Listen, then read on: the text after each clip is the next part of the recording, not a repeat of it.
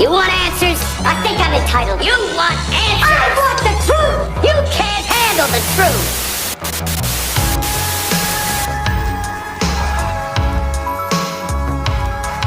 Hello, welcome back to my YouTube channel DGenGG. Today we're tracing the origins of Brazil's oldest drug gang, the Comando Vermelho, or Red Command, and unpacking the massive October 2025 raids that shocked Rio.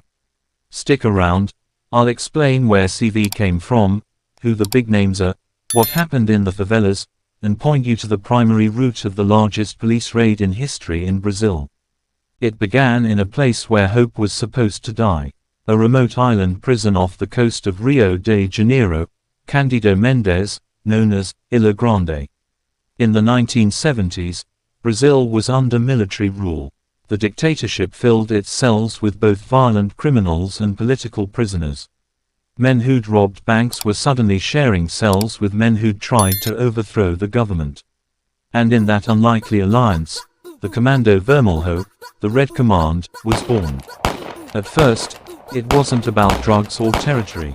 It was about survival. Inmates banded together for protection, food, and revenge against brutal guards. But when those men got out, they took something else with them: organization, discipline, and a new identity. By the early 1980s, the Red Command had moved beyond the walls of Ilha Grande. They spread through Rio's favelas, those endless hills of brick and concrete where the state rarely reached. To the residents, the gang offered protection. To rivals, they brought war. They began running guns, cocaine, and later entire trafficking networks stretching from Colombia to Europe. Their motto spread through graffiti and rap lyrics: peace, justice, and liberty. But on the streets, it meant something darker: control, fear, and blood. As the money grew, so did the myth. Names like Fernandinho Bairamar and Marcinho VP became legends, half criminal, half folk hero. They ruled from prison cells, giving orders through phones and coded messages.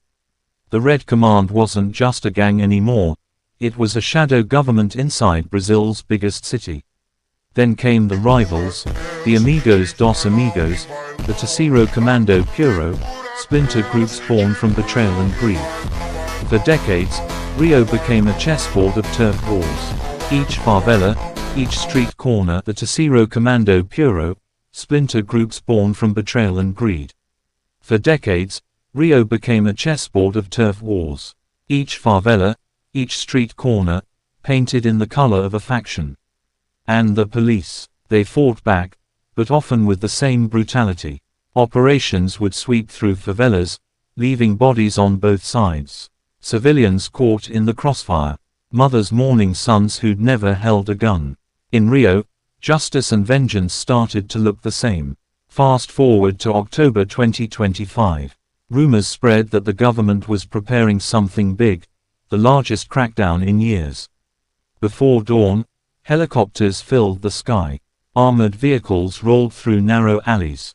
Thousands of officers from Rio's elite forces surrounded neighborhoods long ruled by the Red Command. What happened next would make international headlines. Gunfire echoed for hours. When the smoke cleared, dozens, maybe more than 100, lay dead. Police called it a victory. Human rights groups called it a massacre. Families called it a nightmare. Photos emerged of bodies lined along forest paths, of houses riddled with bullet holes.